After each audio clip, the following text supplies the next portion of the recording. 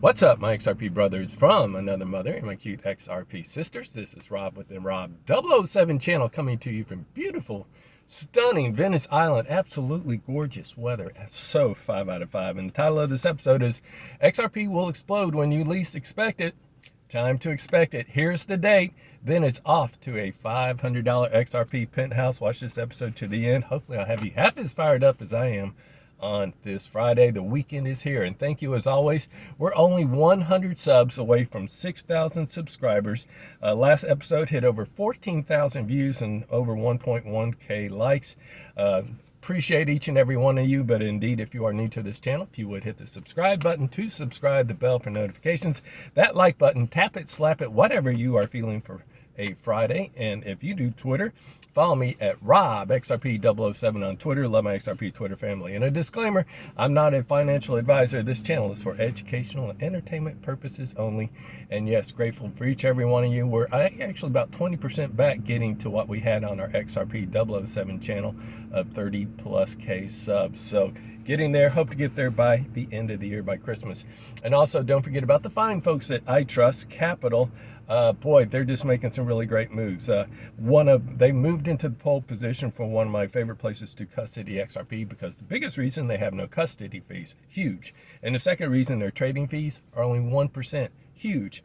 And the third reason is that, guess what? When you open up an account, they give you a $100 signing bonus. That's called money on the table. And four, they are looking to actually offer an ROI on your XRP. That's called have your cake and eat it too, down by the beach. And could happen as early as the end of this year.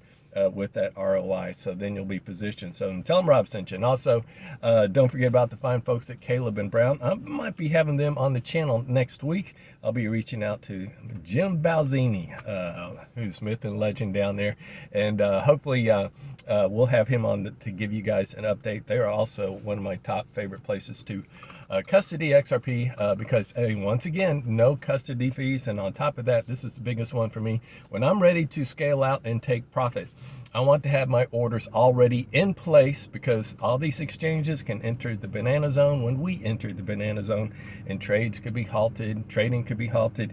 Not with Caleb and Brown. And you can actually set that up even before. Just say, look, XRP hits $10, $20, $30. I want to sell this much. And tell them Rob sent you as well.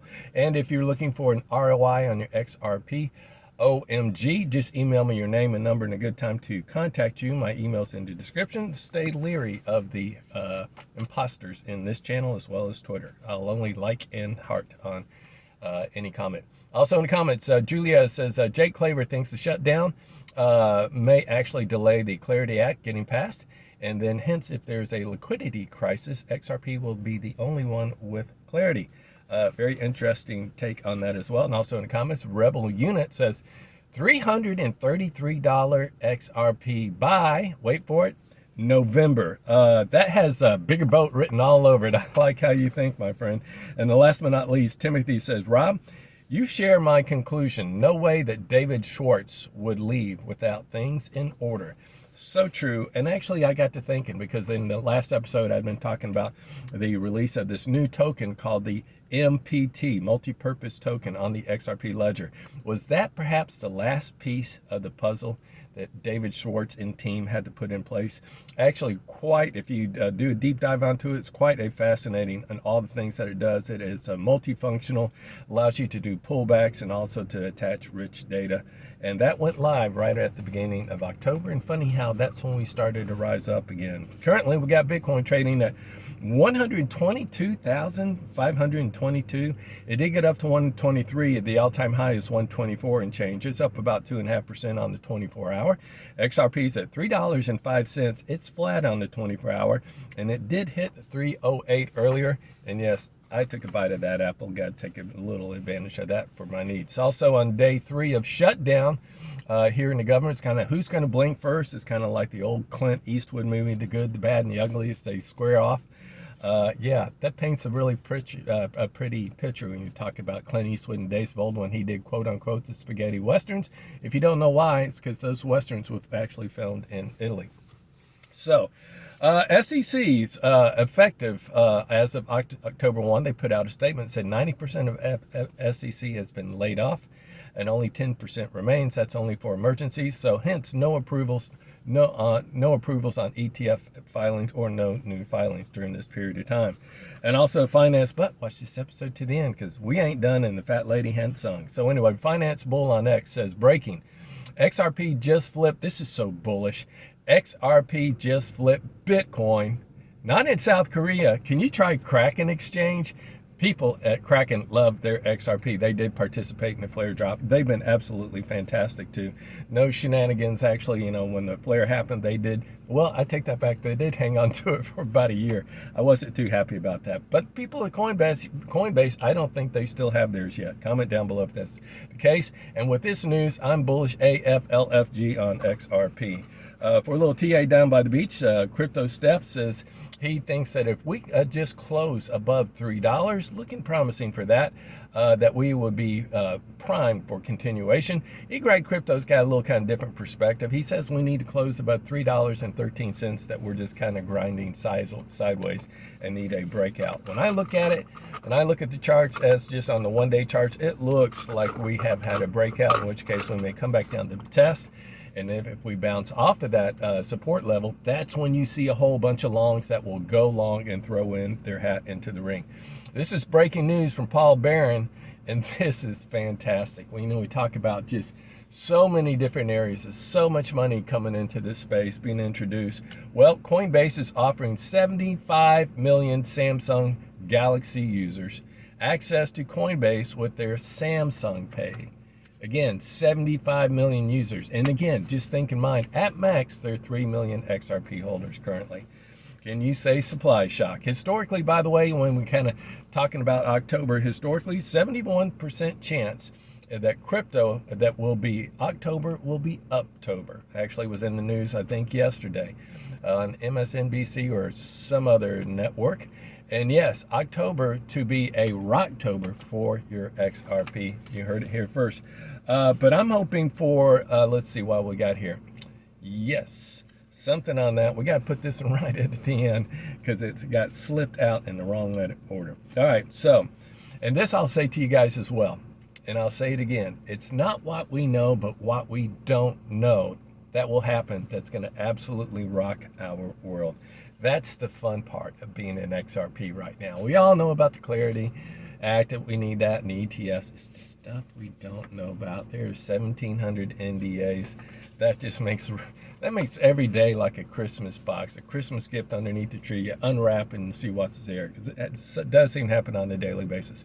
Also, this from DJT, that would be Trump, wants to give out $1,000 to $2,000 of stimulus checks that are a byproduct of the tariff revenue that have come in. And that, in my humble opinion, it would lead to the exact same effect, if not even bigger, because institutions have arrived, as what happened when we got those stimulus checks back in 2020. Yeah, can you say crypto gone wild? And then now, as we get to the best for last, as we wrap up this episode, and it is oh so juicy. This comes from Rip Van Winkle, who's just been tearing it up down. He's a Neapolitan living down in Southwest Florida, not far from me. He says, are we in 10 days of darkness already? What's he referring to? He's referring to the shutdown being 10 days, in which case we are on day 3. He just outlines it very simply put. He just says, shutdown.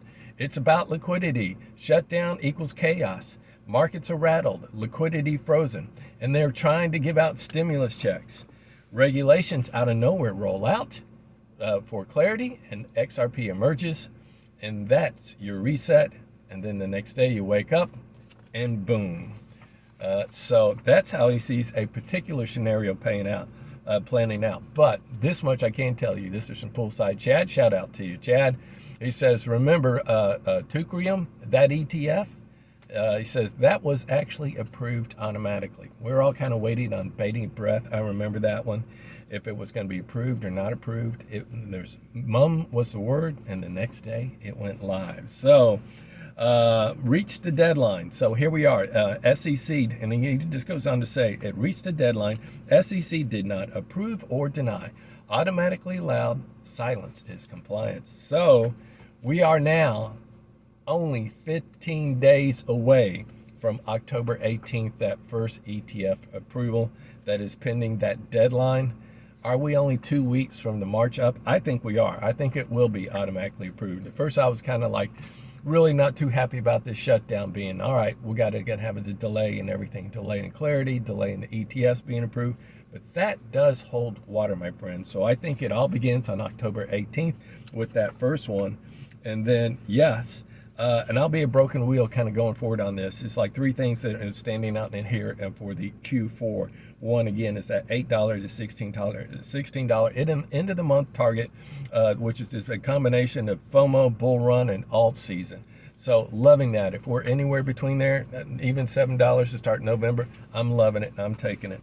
And I'm stacking it and packing it. And also those ETFs, only 2 weeks away when the party gets started, so it begins. So for me, as a result, end of November latest, my minimum target is that we'll have a $20 ETF-driven priced XRP, and that will become the new demand floor from which to build off of. That is the one I will be watching like a hawk.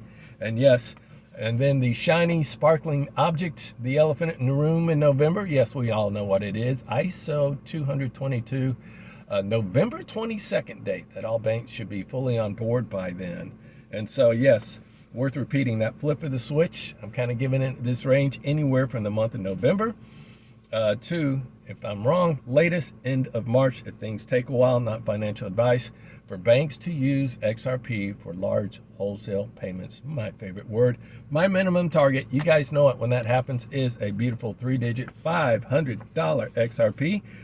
Least expected, when you expect it, starts October 18th.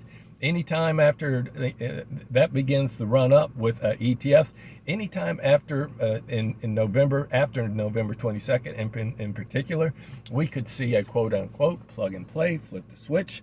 But I'll be hoping not for $500 XRP, I'll be hoping for that 4-digit $1,000 XRP, because that's a very, very big boat. I'll see you guys in the next episode. Peace out.